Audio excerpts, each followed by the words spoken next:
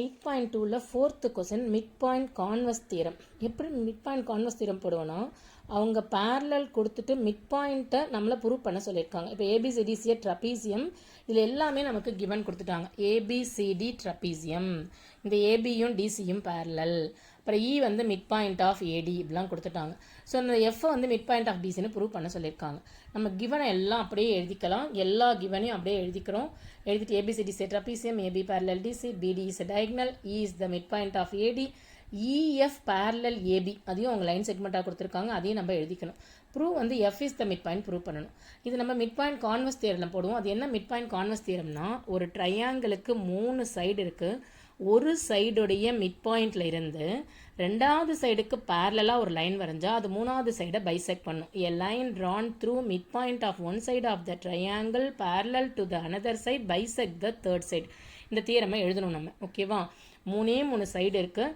இது அப்படியே இங்கே எழுதிக்கலாம். இந்த ட்ரையாங்கிள் ஏபிடியை எடுத்துட்டோன்னா,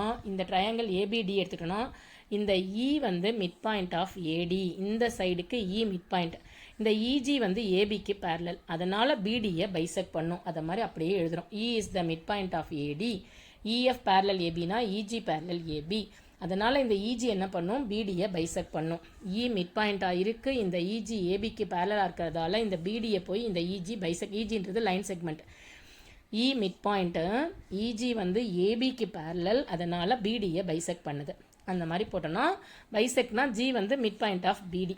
இந்த மாதிரி எழுதி முடிச்சிட்டோம். ஓகேவா? E is the mid point of AD, EG parallel AB, அதனால் இஜி வந்து பிடியை பைசெக்ட் பண்ணுது. அதனால் G is the mid point of பிடின்னு போட்டோம்.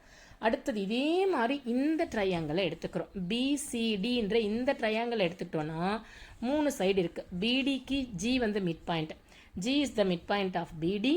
இந்த ஜிஎஃப் வந்து சிடிக்கு பேரலல், டிசிக்கு parallel, G is the mid point of BD. இந்த ஜிஎஃப் வந்து டிசிக்கு பேரலல். இந்த சைடுடைய மிட் பாயிண்ட்டு இந்த சைடுக்கு பேரலாக இருந்தால் மூணாவது சைடை பைசெக்ட் பண்ணும். அதனால் ஜிஎஃப் வந்து பிசியை பைசெக்ட் பண்ணுதுன்னு அப்படியே எழுதிடுவோம். G is the mid point of BD, GF வந்து டிசிக்கு பேரலாக இருக்கிறதால அந்த ஜிஎஃப் மூணாவது சைடாக இருக்கிற பிசியை பைசெக்ட் பண்ணும். இங்கே கண்டிப்பாக தியரமா எழுதணும். எ line drawn through midpoint of one side of the triangle parallel to the another side bisect the third. இருக்கிற 3 சைடில் ஒரு சைடுடைய மிட் பாயிண்ட்ல இருந்து ரெண்டாவது சைடுக்கு பேரலாக வரைஞ்சா மூணாவது சைடை பைசெக்ட் பண்ணும். இது அப்படியே கான்செப்டாக எழுதி முடிச்சிடுறோம்.